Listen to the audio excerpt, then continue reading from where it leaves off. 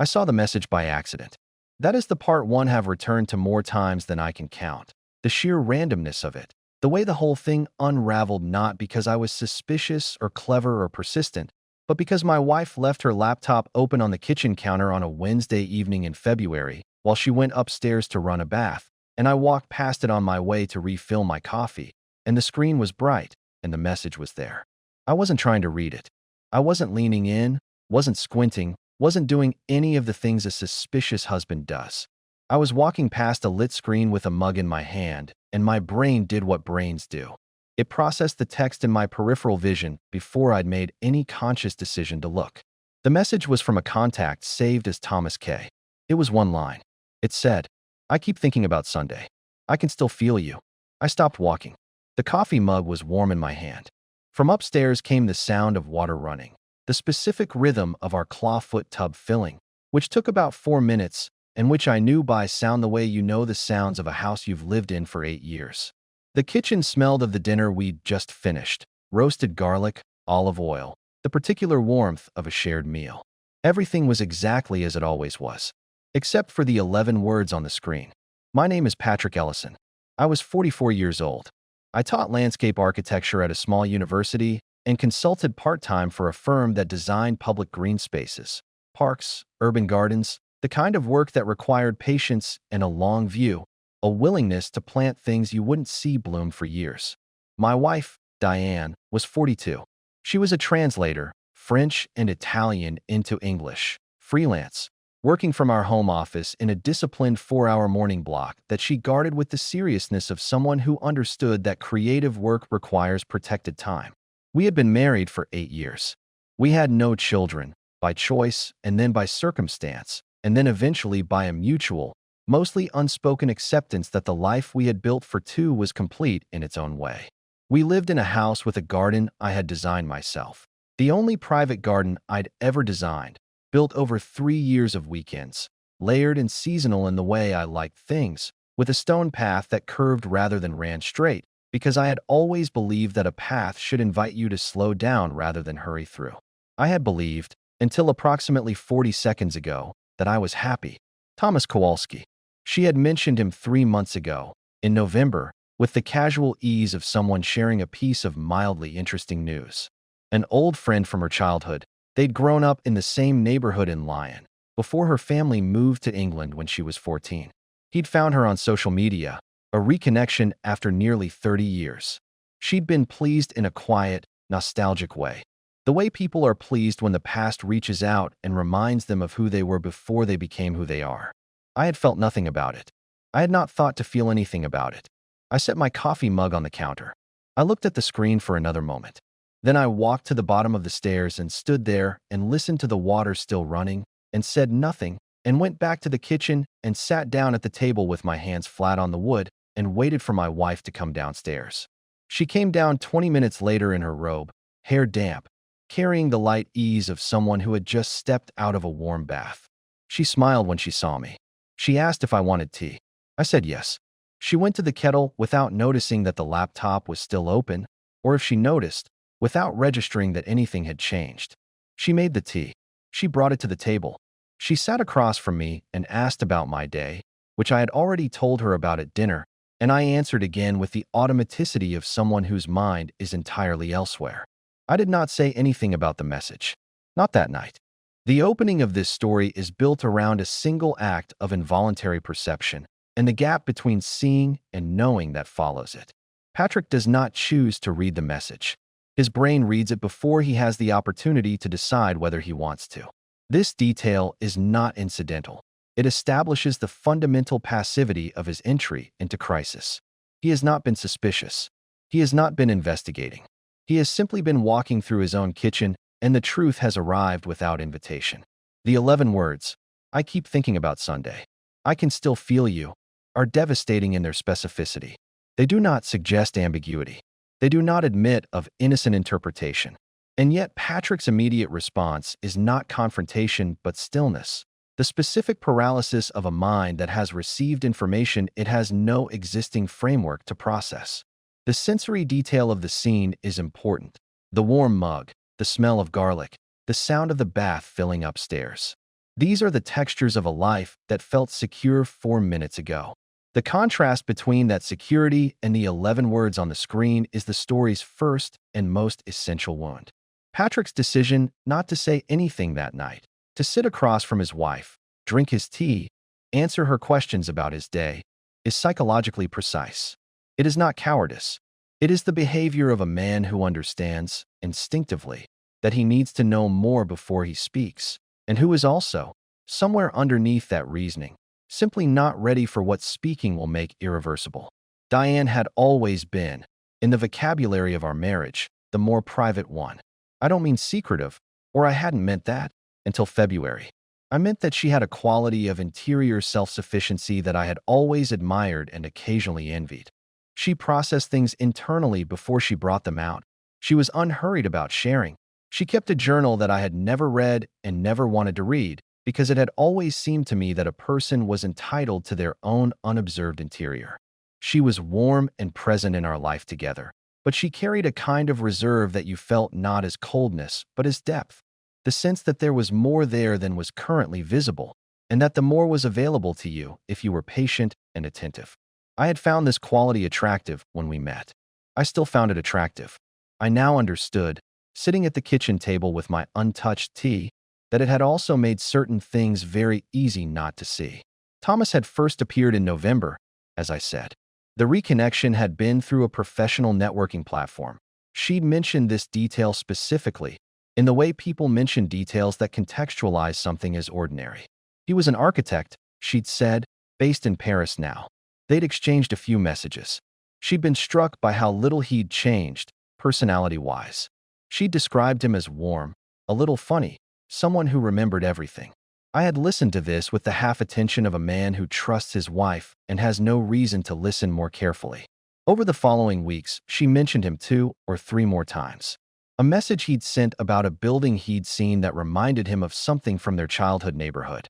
A funny story about a mutual friend they'd both lost touch with. The mentions were brief, affectionate in the abstract way of nostalgia, and they came spaced far enough apart that they registered as background rather than foreground. In December, she told me he was coming to London on a work trip in January, and that they were going to have lunch. I had said that sounded nice. The lunch happened on a Thursday.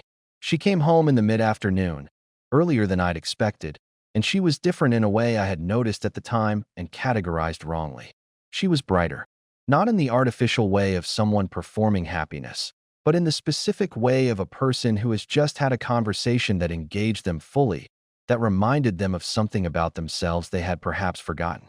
She was talkative, which she wasn't always, and she talked about the lunch with an animation that I had taken as the natural pleasure of reconnecting with a significant piece of your own history. She told me he was much the same as she remembered, that they had talked for nearly 3 hours without noticing the time, that he was dealing with a difficult period, a recent divorce, a professional transition, the particular displacement of a person who has restructured their life significantly and is still finding where the pieces land. She had felt, she said, like herself at 14, not in a sad way, in the way of recognizing something you'd set aside. I had told her that sounded like a valuable thing to feel. I had meant it. Looking back now, I can find the signs I missed. Of course I can. That is always available in retrospect, the arrangement of past details into a shape that the present has provided. The journal left open on the desk once, closed quickly when I came in.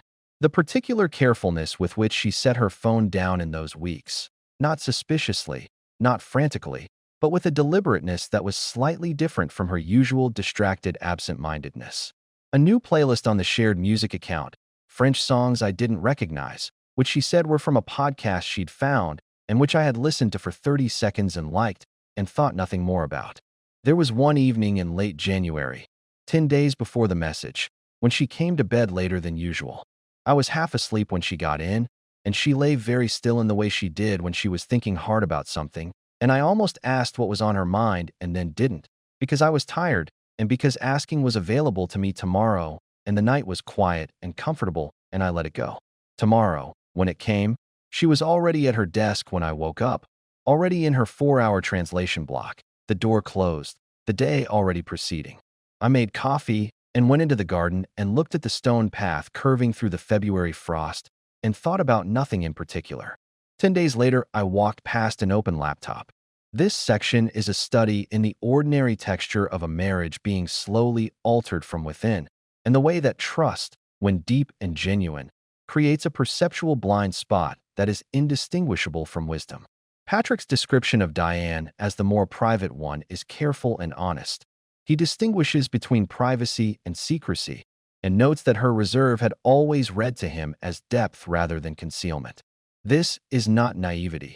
It is the reasonable interpretation of a man who has lived with a particular person for 8 years and built a model of her character from accumulated evidence. The lunch in January is the story's first visible turning point, and Patrick's reading of her post-lunch brightness is an almost unbearably tender misreading. He sees a woman reconnected with her own history and feels pleased for her.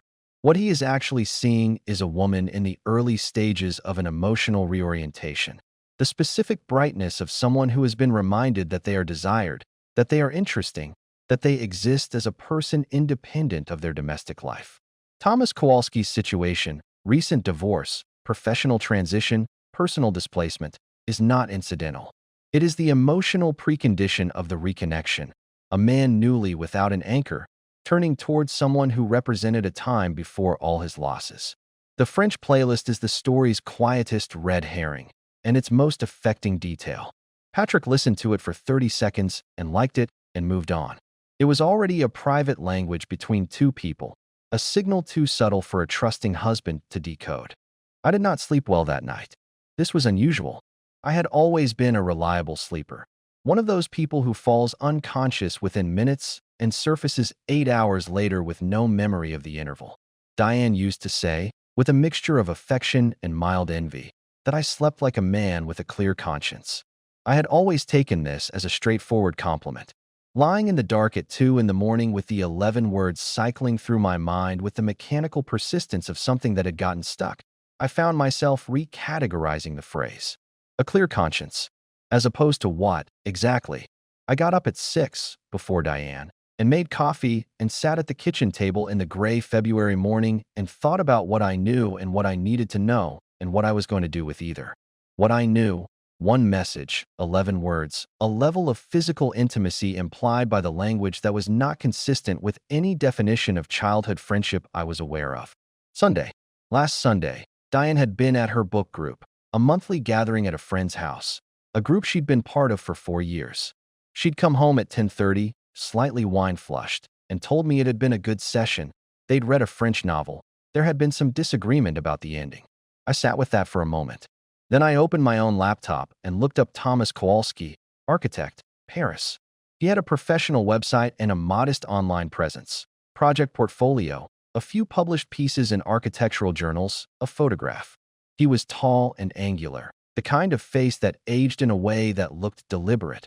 Fine lines around the eyes, close-cropped hair going gray, a quality of considered attractiveness that suggested a man who had learned, probably in his 30s, to inhabit his own appearance with some confidence.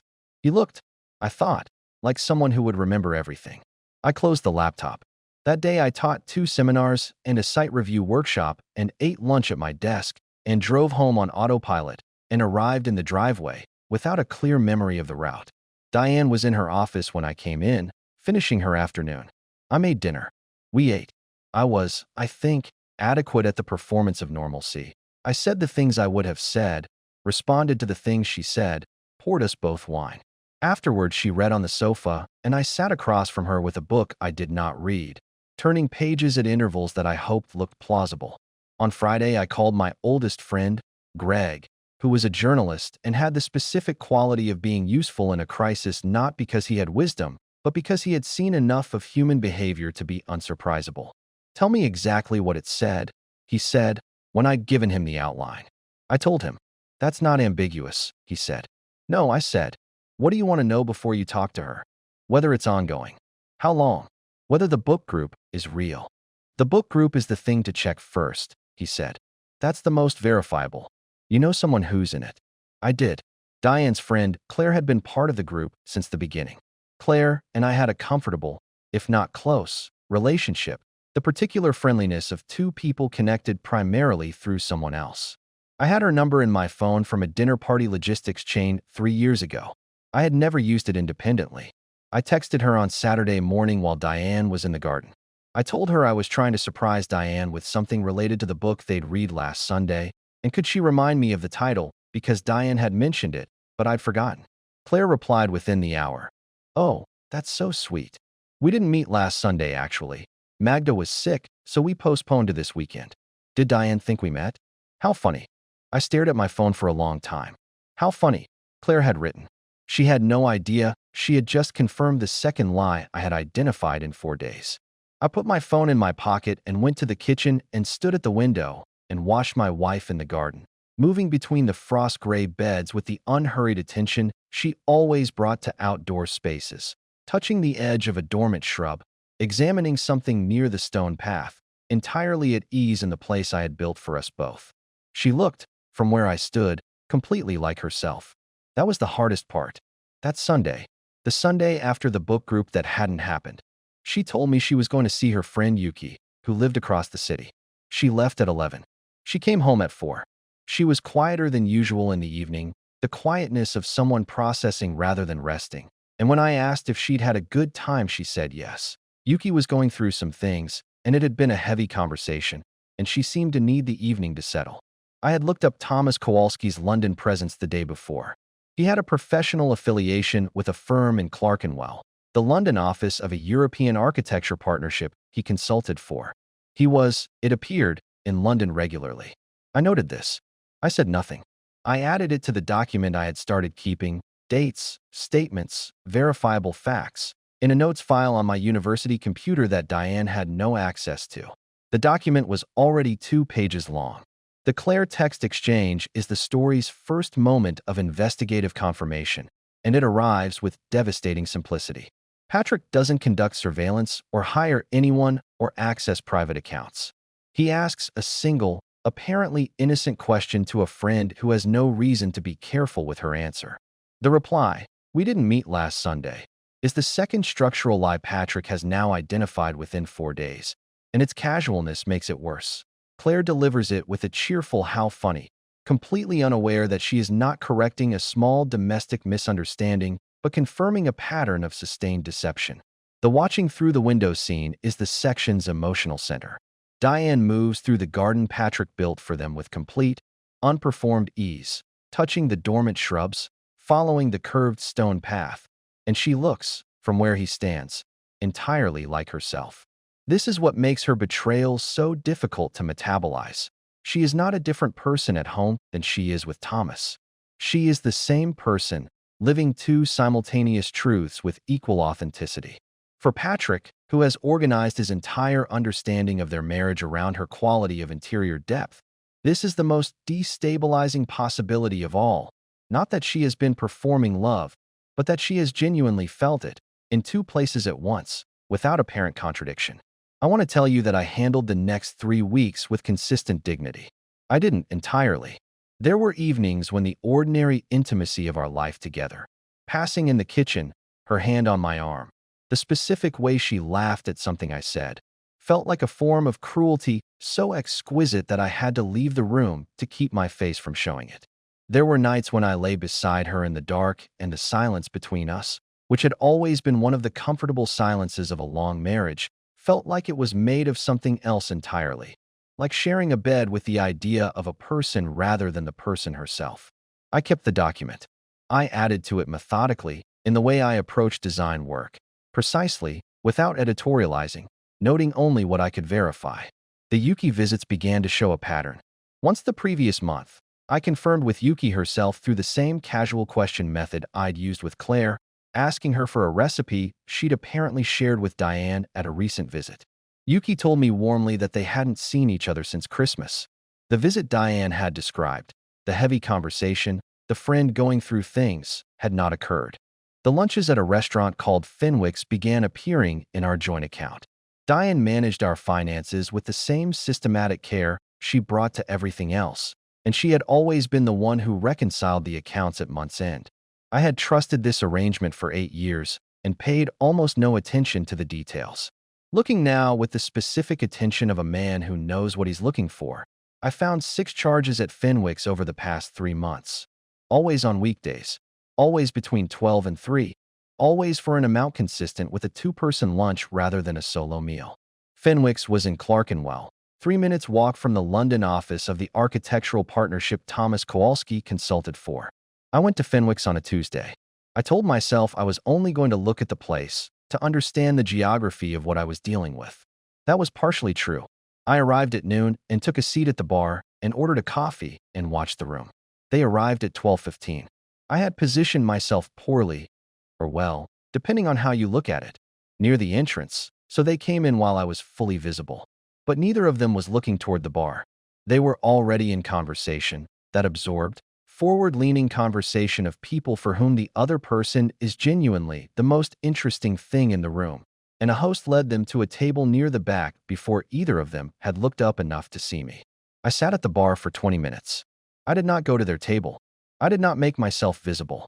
I finished my coffee and paid and left. I sat in the street outside for a few minutes, on a bench near a planter that someone had filled with early bulbs, snowdrops, the first gesture of something coming, and I breathed very carefully until I trusted myself to drive. What I had seen, two people who were not behaving like friends. Not because of anything explicit, nothing I could have pointed to and said there. That's the thing. It was subtler than that, and in some ways worse. It was the specific unconscious choreography of two people who have learned each other's physical presence and have stopped being aware of it. The way he'd touched the small of her back as the host led them away, not possessively, not conspicuously, but with the automatic ease of a gesture made so many times it no longer required a decision. He knew her back the way I knew her voice through pipes in the walls. I drove home. I taught my afternoon seminar with the compartmentalization that had become, over the past 3 weeks, the primary skill I was developing. I made dinner. I set the table. I waited for my wife to come home from her lunch, from which she returned at 3:30, saying she'd been at the library and the afternoon had gotten away from her. The library. I added it to the document. That evening, I called my brother, who was a solicitor, not family law, but he knew people. He didn't say much when I told him. He asked me a few precise questions. He said, "Call this person, write down these things, do not act from anger before you understand your position." He gave me a name and a number. I wrote them in the back of the notebook I kept by the bed, which Diane had never looked at because it was, in the vocabulary of our marriage, my private space. I appreciated the irony.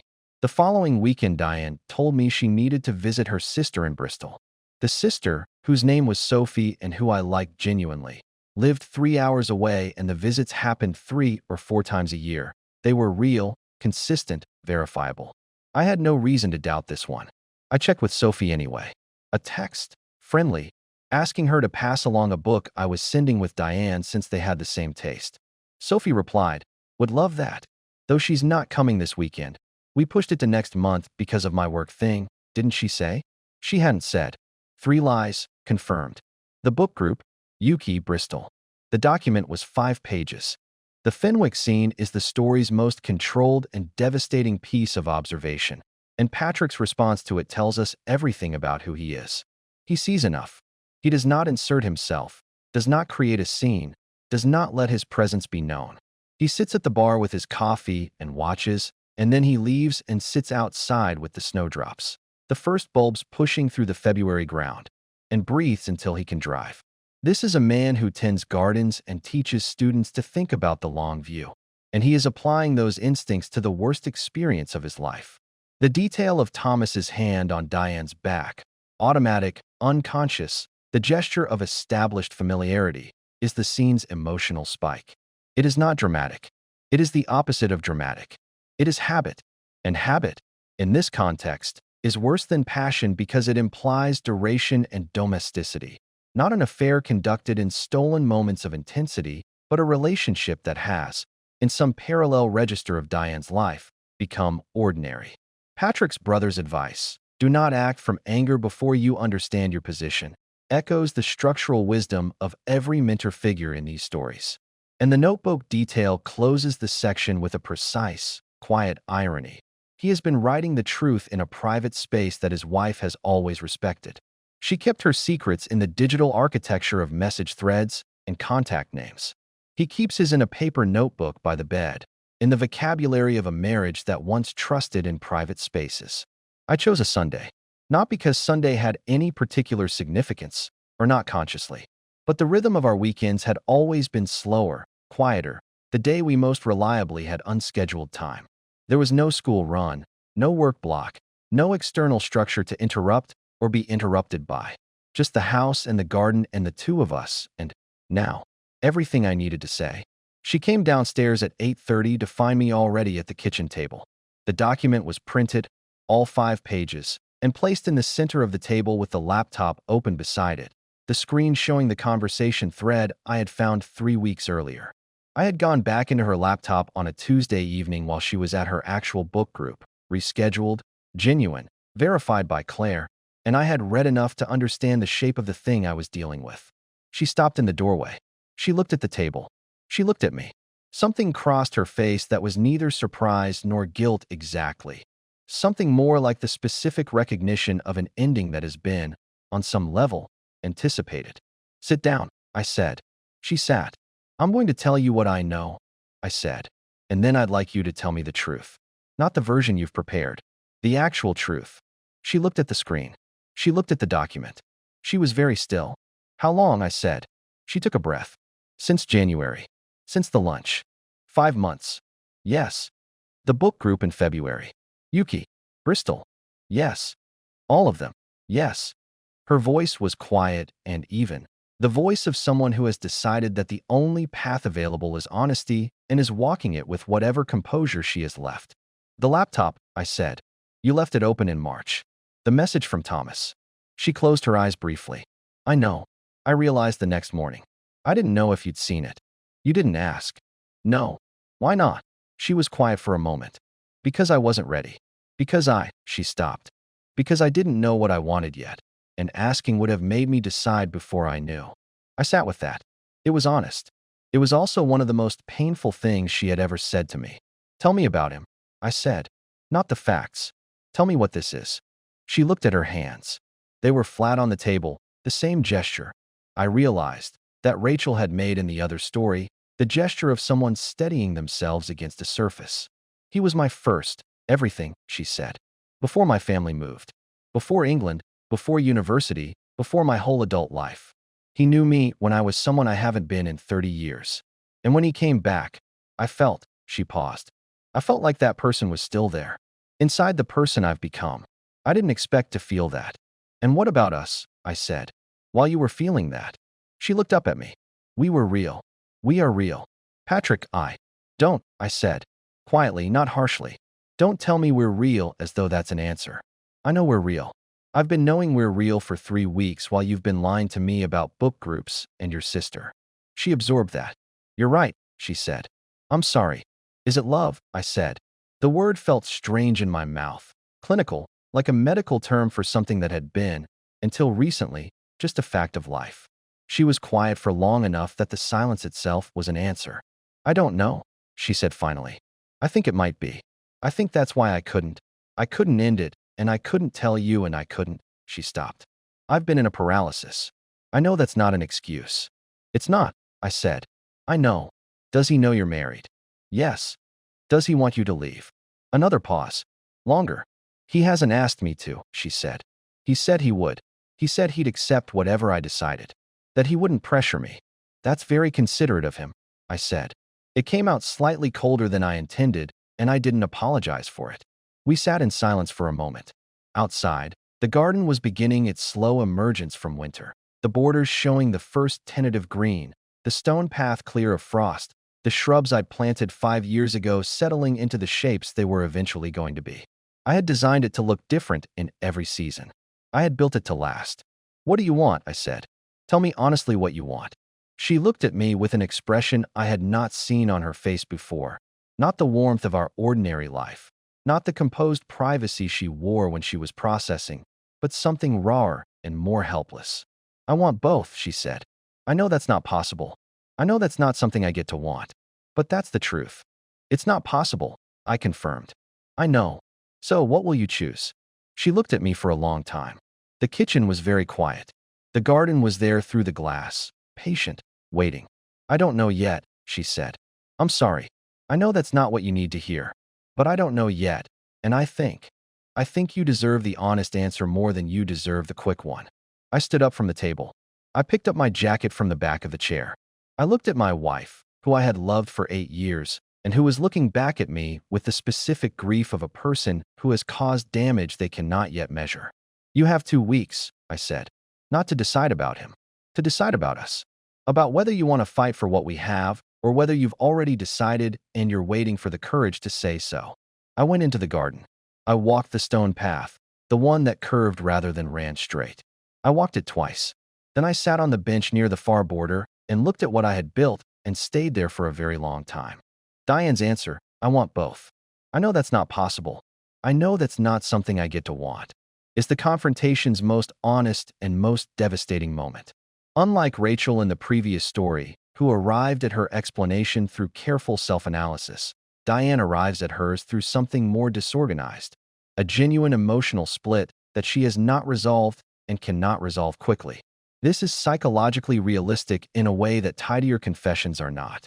The desire to hold two incompatible things simultaneously, the marriage and the reconnection, the present and the recovered past, is not a sign of moral bankruptcy.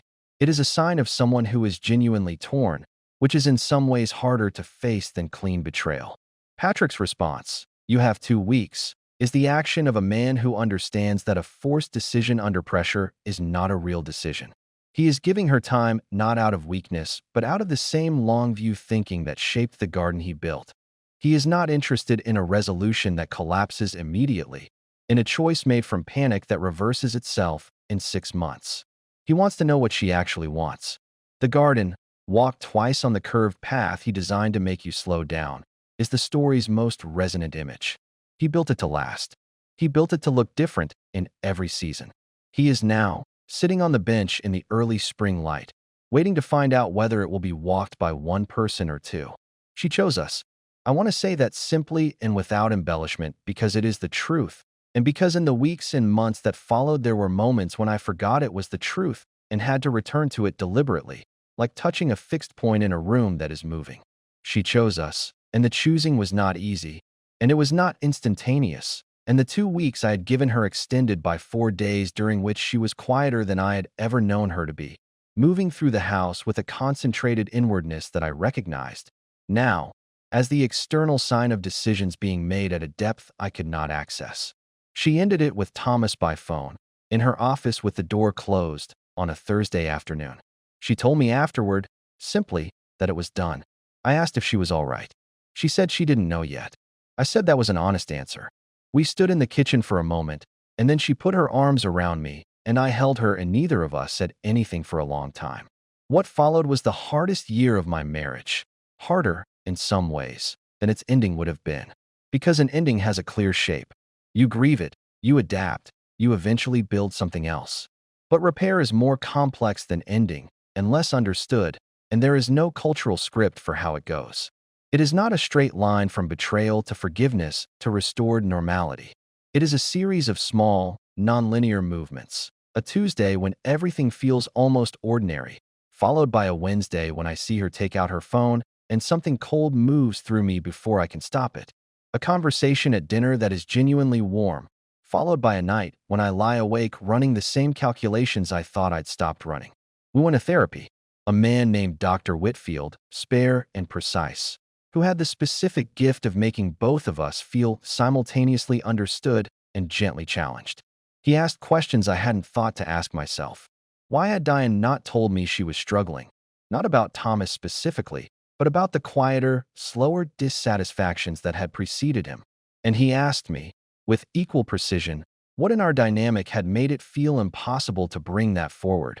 What had I communicated, perhaps without knowing, about my tolerance for difficult conversations? This was not comfortable to hear, but it was useful. What I learned, slowly and imperfectly, Diane had not been unhappy in our marriage. This is important to say clearly because the easy narrative, the one that makes betrayal legible, is that the unfaithful partner was miserable and seeking escape. Diane had not been miserable. She had been, in the specific way of a self-sufficient person, quietly managing a need she hadn't named, a need to feel known in a particular way, by someone who carried a version of her that existed before she became an adult, before the losses and the choices and the person she had made herself into. Thomas had offered not escape from her life, but access to a self she thought she'd left in line at 14. This did not make what she did acceptable. Dr. Whitfield was careful about this distinction, and so was I. The lying, the book groups, the Yuki visits, the Bristol alibi, was a choice made repeatedly, and each repetition was its own small decision to keep the door closed between us. There was a version of this story in which she had come to me, 8 years in, and said, "Someone from my past has come back, and I feel something I don't know what to do with." That conversation would have been terrifying and painful, and I cannot say with certainty what I would have done with it. But it was available to her, and she chose not to have it, and that choosing had costs that we were still paying a year later. What I also learned, in those therapy sessions and in the slower work of the months that followed, I had been, in the way of people who build things for the long term, perhaps better at tending the structure of our life than I had been at tending her. The garden I designed for us was layered and seasonal and alive in every part of the year. Our marriage, I had to admit with some difficulty, had become something I trusted to run on the foundations I'd laid at the beginning rather than something I actively, daily cultivated. I had taken her interiority, the depth I found so attractive, as a sign that she was fine, always, without checking. I had loved her quietly and consistently, and had perhaps confused consistency with presence. Thomas Kowalski returned to Paris in the spring. I know this not because Diane told me, but because his professional profile updated to list Paris as his primary base, which I noticed once and then made a decision to stop checking. He was a person in the world. He would continue to be a person in the world. This was a fact I had to find a way to carry without it becoming the thing that defined my understanding of everything else. There were practical things. Diane changed the privacy settings on her laptop. We established, without quite articulating it as a rule, that our phones were less guarded from each other. Not surveilled, not treated as evidence, but genuinely shared in the casual, unself-conscious way of people who have stopped having things to hide. She deleted the messaging app through which most of the Thomas correspondence had happened. She did these things without being asked, which mattered to me. The book group became real again. I knew this not through checking, but because I began asking about it when she came home, the way I should have been asking about her evenings for years, with genuine curiosity rather than polite routine. She would tell me about the books, about the arguments, about Claire's strong opinions and Magda's unpredictable taste, and these conversations became, in miniature, the kind of exchange we had not been reliably having. Actual interest in the texture of each other's interior lives, rather than the logistics of the shared one. I replanted the rear border in autumn. It had been the same since I designed it, deliberately slow-growing, chosen for permanence. I pulled it out and started again with different plants, things that would change more visibly from year to year. Diane watched me work from the kitchen window one Saturday afternoon, and then came out and crouched beside me and asked what I was putting in. I explained the choices, the forms, the timing, the way the space would look different each spring. She listened with the full attention she brought to things that interested her. Then she said, "I didn't know you were going to change it." I said, "Neither did I, but it seemed like the right time." She was quiet for a moment, her hands in the cold earth beside mine. Then she said, very quietly, "I'm sorry, Patrick. I'm still sorry." I said I knew. I said sorry didn't fix things, but it was still necessary, and I still needed to hear it sometimes, and she should keep saying it when she meant it. She nodded. She stayed beside me until the planting was done, passing bulbs when I needed them, her shoulder against mine in the autumn cold. I am not going to tell you that we are the same as we were before February. We are not. There is a version of our marriage that ended that month, and what exists now is a different version. The same people, the same house, the same stone path, but with a new knowledge of each other that is harder and more complete than what preceded it. A knowledge that includes the capacity for this, on both sides. Her capacity for concealment, my capacity for investigating my own life from the inside without breaking apart. I am not sure yet whether this version is stronger than the one it replaced, or simply more honest. Perhaps those are the same thing. Perhaps the work of deciding is exactly what is required of us now. The snowdrops came back in February. They always do. That is the thing about bulbs. Once planted, they return without being asked, pushing through whatever the winter has left behind. indifferent to what happened above the ground while they were dormant. I have always found this reliable. I think, for the first time, I understand why. The resolution of this story is the most complex of the three, because it is the only one in which the marriage survives, and survival turns out to require more than forgiveness. What Patrick and Diane undertake in the year after the confrontation is not a restoration but a renovation. The same structure, same foundations, but significantly altered in its interior. Dr. Whitfield's question to Patrick, what had he communicated, perhaps without knowing, about his tolerance for difficult conversations, is the story's most important reframe. It does not apportion equal blame. Diane's choices were hers, and their consequences were real. But it introduces the idea that a betrayal is rarely a unilateral act in its context. The dynamic that made it feel impossible to say, "I feel something I don't know what to do with," was not created by Thomas Kowalski. It was created, over 8 years, by two people who had gradually substituted the maintenance of a comfortable surface for the riskier work of genuine mutual examination. Patrick's rebuilding of the rear border, the part of the garden he had designed for permanence, now replanted for visible change, is the story's most resonant act of metaphor made literal. He built his marriage the way he built his garden, for the long term, with an architect's faith in good foundations. What he learns is that foundations, however well laid, require continued tending. The snowdrops closing the story are the most quietly hopeful image in any of these three narratives. Things planted in the dark, returning without being asked, indifferent to what happened above the ground while they were dormant. Not a triumph, not a clean ending. A return, small, white, reliable, pushing through whatever winter left behind. This story is, at its deepest level, about the distance between knowing someone and seeing them, and the dangerous comfort of confusing the two. Patrick Ellison is a man who builds things for the long view. Gardens designed to mature over decades, public spaces intended to outlast the people who made them. He brought this same architectural faith to his marriage, and it served him well in many ways. He is patient, measured, capable of carrying difficulty without fracturing. But the same long-view thinking that made him an exceptional designer made him, in the intimate context of a marriage, occasionally too trusting of foundations he had stopped actively examining. Diane, the more private of the two, had a deep and genuine need that the story treats with unusual seriousness. The need to feel known by someone who carried a version of her that predated her adult self. This is not a trivial longing. The self we were at 14, before the accumulated choices and losses and self-constructions of adulthood, often feels like the most authentic version, the one we lost access to somewhere along the way.